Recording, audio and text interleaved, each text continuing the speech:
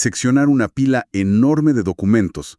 Tenemos que intentar comprender la realidad, que es súper compleja y, bueno, bastante contradictoria, de la provincia de Acobamba. Que está en la región Huancavelica, claro. Exacto, en Huancavelica. Y sobre la mesa tenemos, a ver, compendios estadísticos regionales con proyecciones al año 2025, monografías territoriales bien actualizadas y estos famosos informes de evaluación institucional, los PI y los POI. Que para dar un poco de contexto son básicamente las hojas de ruta, o sea, las guías estratégicas y operativas que dictan cómo y en qué invierte el Estado. Tal cual. Y lo que revela cruzar toda esta información es una paradoja total, porque, o sea, estamos frente a un territorio andino increíblemente fértil, con un potencial productivo gigante, pero cuya población está huyendo hacia las ciudades a un ritmo verdaderamente alarmante. Sí, es un panorama que a primera vista desafía la lógica por completo, pero los números de estos documentos establecen un diagnóstico territorial sumamente claro. Ujú. Y detrás de cada porcentaje de ejecución presupuestal o de cada proyección demográfica, bueno, se articula una historia muy humana, una historia sobre supervivencia y sobre la resiliencia de una población rural. Que se enfrenta a condiciones estructurales, digamos, muy adversas, ¿no? Totalmente. Por eso, para entender las decisiones económicas o de infraestructura en Acobamba, el punto de partida obligatorio es observar qué está pasando con su gente. Y al mirar a la gente, la imagen idílica que tenemos de los paisajes andinos choca de frente con un colapso demográfico.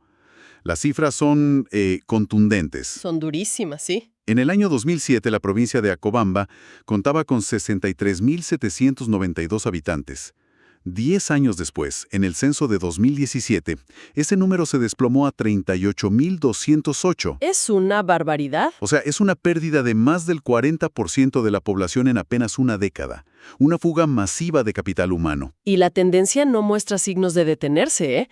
Si uno revisa las proyecciones oficiales para el año 2025, los documentos estiman que toda la provincia tendrá apenas 29.329 habitantes. ¡Wow! De 63.000 a 29.000. Exacto. Y si desglosamos esa cifra para entender la escala real, el distrito capital de Acobamba concentraría unos 8.758 habitantes. ¿Ok? El distrito de Paucará, unos 5.714, mientras que otros distritos más pequeños, como Marcas o Caja, quedarían reducidos a poblaciones que rondan entre los 1.200 y 1.400 habitantes cada uno. Es que imaginemos un estadio de fútbol repleto, vibrando de energía, que en poco más de una década simplemente se vacía a la mitad y sigue perdiendo espectadores año tras año. Esa es exactamente la imagen. Y los datos añaden, digamos, un nivel más de complejidad al señalar que el 73.7% de esta población restante vive en zonas rurales. Claro. Y además se evidencia un envejecimiento progresivo muy, muy marcado en el campo. Porque son los jóvenes los que están emigrando. Exactamente. Y si la tierra fértil es el principal medio de vida allá, surge esta gran interrogante de, a ver, ¿por qué las nuevas generaciones están empacando sus maletas y abandonando el campo? Es que la migración rural en estos contextos no es un capricho. Responde a un mecanismo de supervivencia frente a necesidades básicas que están sistemáticamente insatisfechas. Claro, no se van por gusto. No, para nada. Cuando los jóvenes terminan la etapa escolar, salen y se encuentran con un entorno que carece de oportunidades de educación superior y de un mercado laboral dinámico. O sea, no hay dónde estudiar ni dónde trabajar. Exacto.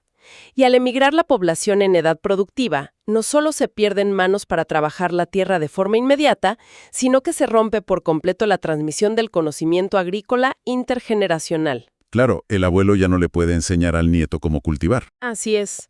Y por ende, la tasa de natalidad local también cae, porque los futuros padres ya están instalados en las zonas urbanas de la costa o en la capital, lo que acelera ese envejecimiento del que hablábamos. Claro. Y bueno, esa falta de futuro en el campo nos lleva directamente a analizar el motor económico de la provincia, que es la agricultura. Ujú. Los informes describen a Acobamba como una potencia agrícola tradicional. Destacan un montón la producción de papa, maíz, cebada, quinoa y además una ganadería bastante importante. Sí, el potencial está ahí. Pero, y aquí viene el gran pero, Todo este sistema choca contra una barrera estructural gigantesca. El 72.2% de la superficie agrícola de la provincia no cuenta con ningún sistema de riego. Nada. Cero. O sea, dependen casi en su totalidad de que llueva. Y depender exclusivamente de las precipitaciones en el contexto actual es un riesgo altísimo. Con el cambio climático y todo eso, ¿no? Claro, los reportes son exhaustivos al documentar la disminución de la zona agrícola productiva. Hay una vulnerabilidad tremenda ante eventos climáticos extremos. Ujú. El calendario agrícola andino, que antes era, digamos, relativamente predecible, hoy se ve interrumpido por heladas atípicas, granizadas que te destruyen los cultivos en un par de horas. ¿Huaicos que arrasan parcelas enteras? Exacto. Y sequías prolongadas que generan un déficit hídrico crítico. O sea, cuando la lluvia se retrasa un solo mes, la semilla que plantaste simplemente se pudre o no germina. Y toda la inversión de la familia campesina se pierde. Se esfuma. Ahora, resulta paradójico hablar de déficit hídrico en la sierra peruana, porque es una geografía que experimenta temporadas de lluvias torrenciales. Sí, suena contradictorio. Es como vivir dentro de la bóveda de un banco, rodeado de fajos de billetes, pero no tener la combinación de la caja fuerte para usar ese dinero cuando de verdad lo necesitas. Me encanta esa analogía. Y esta crisis con el agua, ojo, trasciende la agricultura. El dato sobre el consumo humano es aún más grave, ¿eh? Atentos a esto, el 79% de los hogares en la región consume agua que no cuenta con cloro residual libre. O sea, agua sin tratar. Exactamente. Beben agua sin ningún tipo de tratamiento adecuado. Es que, siguiendo la línea de tu bóveda del banco, el problema estructural es que el agua cae del cielo, sí, pero no existe la infraestructura para capturarla ni para tratarla. Y el impacto de beber eso todos los días. Es devastador. Eso explica gran parte de los problemas sociales de la región. El mecanismo biológico es directo, ¿eh? El consumo de agua contaminada introduce parásitos y bacterias en el sistema digestivo de los niños. Claro, se enferman constantemente. Así es. Estos patógenos causan enfermedades diarreicas agudas, y lo que pasa ahí es que el cuerpo del niño no puede absorber los nutrientes de los alimentos. ¡Wow! O sea que un niño puede estar comiendo sus 3 comidas al día, pero biológicamente se está desnutriendo. Exacto. Esto desencadena la desnutrición crónica infantil y la anemia, que, sabemos, afecta permanentemente su desarrollo físico y cognitivo. Es fuertísimo. Pero, a ver, teniendo en cuenta este panorama de carencias de infraestructura y la dureza del clima, creo que es fundamental mirar el otro lado de la moneda, el suelo en sí mismo. Sí, hablemos de lo positivo. Los documentos territoriales detallan riquezas naturales que tienen un potencial inmenso para transformar la economía local. O sea, Acobamba no es solo tierra para cultivar papa y cebada por subsistencia. Para nada. La gran ventaja comparativa de Acobamba radica en su diversidad de pisos ecológicos. Tiene zonas quechua, zuni y puna. Que son diferentes altitudes. Exacto. Es una gradiente de altitudes y microclimas que te permite una ventana de producción continua. Te da la posibilidad real de diversificar los cultivos. O sea, más allá de los tubérculos andinos de siempre. Claro, las tierras bajas e intermedias, por ejemplo, son óptimas para la introducción y expansión de frutales, de gran demanda comercial. De hecho, los reportes listan cultivos con un margen de ganancia muy superior en los mercados, tanto nacionales como internacionales. Hablamos de palta, chirimoya, cítricos y tuna. Productos que valen oro hoy en día. Totalmente. Asimismo, la ganadería y la producción de fibras altoandinas se perfilan como materias primas con un potencial gigante para la industria rural. El verdadero capital económico de Acobamba no está en mitos cruzados en bases de datos de una oficina en la capital. Está en la agroexportación de productos no tradicionales. Claro, consolidar cadenas productivas reales en torno a la palta o la chirimoya. Eso es lo que representa la verdadera oportunidad de desarrollo sostenido para la provincia. Bueno, habiendo establecido ya la capacidad productiva del suelo y también esta severa escasez de agua segura, es momento de analizar la respuesta del Estado. Vamos a los ladrillos y el cemento. Sí. Al revisar la cartera de proyectos ejecutados y el presupuesto participativo, tenemos que ser bien específicos. Gran parte del presupuesto regional se diluye, pero enfocándonos estrictamente en las obras dentro de la provincia de Acobamba, hay una preferencia súper clara por la infraestructura orientada al sector educativo. Sí. Las evaluaciones institucionales destacan 2 intervenciones principales en este rubro: Primero, el proyecto de mejoramiento de la infraestructura de la institución educativa Nuestra Señora de la Candelaria. Que está ubicado en el mismo Acobamba, ¿verdad? Así es, y representa una inyección de capital superior a los 11.6 millones de soles. Una inversión fuerte. Muy fuerte.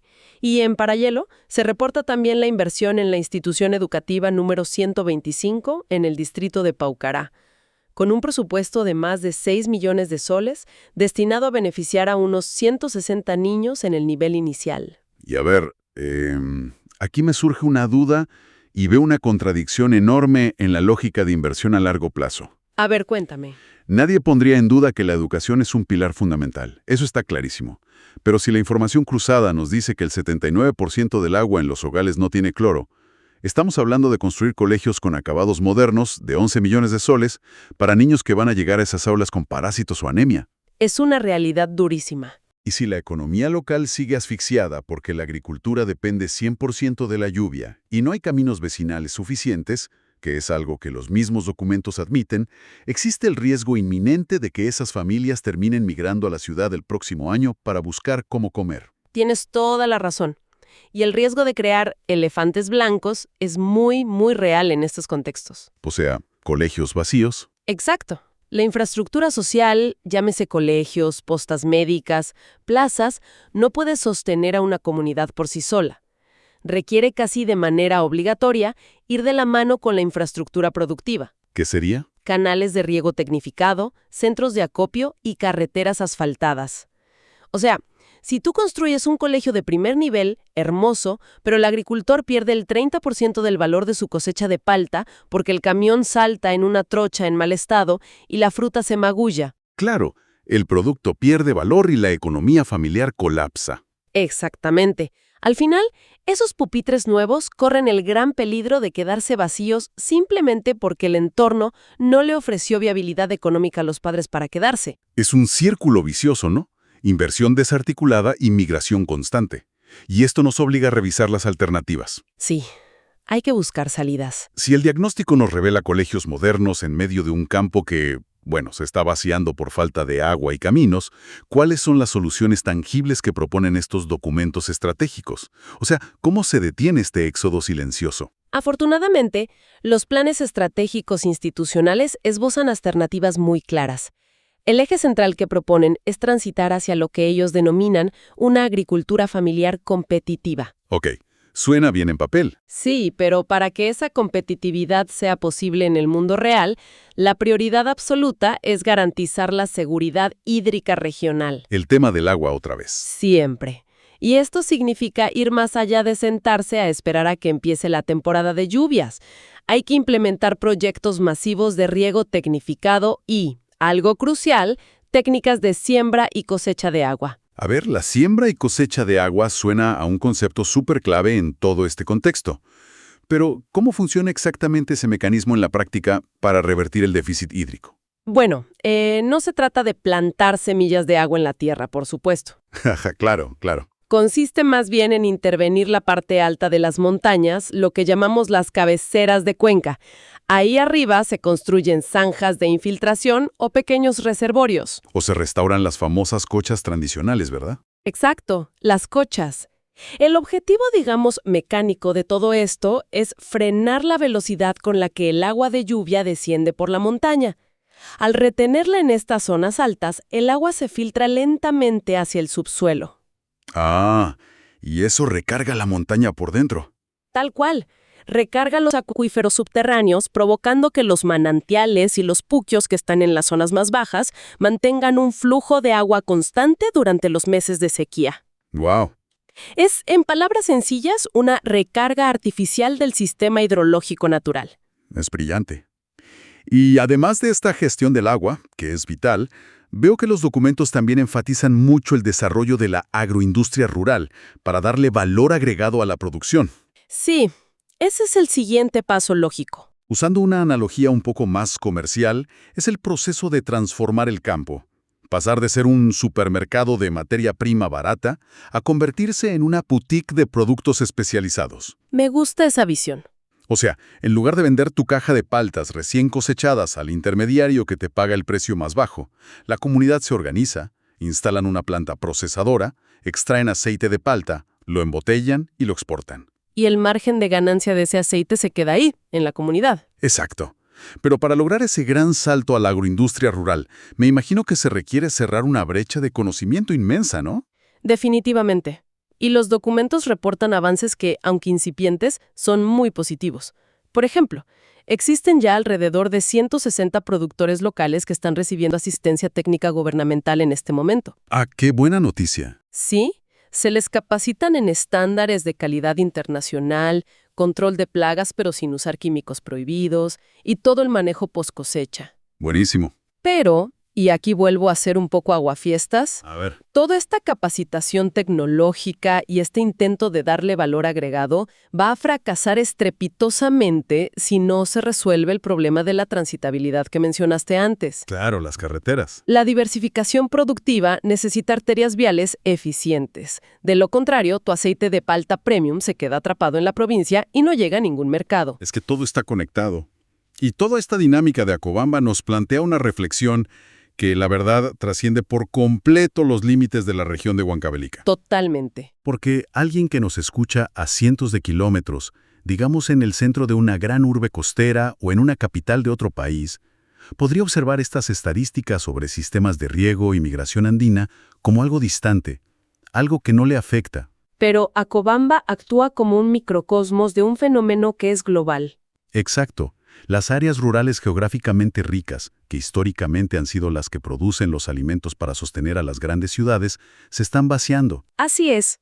Las familias campesinas están enfrentando solas la imprevisibilidad del clima y la escasez de recursos básicos. Y mientras tanto, las metrópolis crecen y exigen cada vez un mayor volumen de alimentos. Es una locura. Es que la interdependencia es absoluta. La seguridad alimentaria de todos los centros urbanos está directamente amarrada a la rentabilidad y a la calidad de vida en el campo. Resulta, digamos, insostenible pretender mantener estables los precios de los alimentos en tu supermercado de la ciudad cuando los productores agrícolas no tienen ni siquiera acceso a agua potable para sus propias familias. Es una fragilidad sistémica terrible. Y creo que esto deja una pregunta ineludible flotando sobre todos estos datos, informes y proyecciones presupuestales que hemos analizado hoy. A ver, ¿cuál es?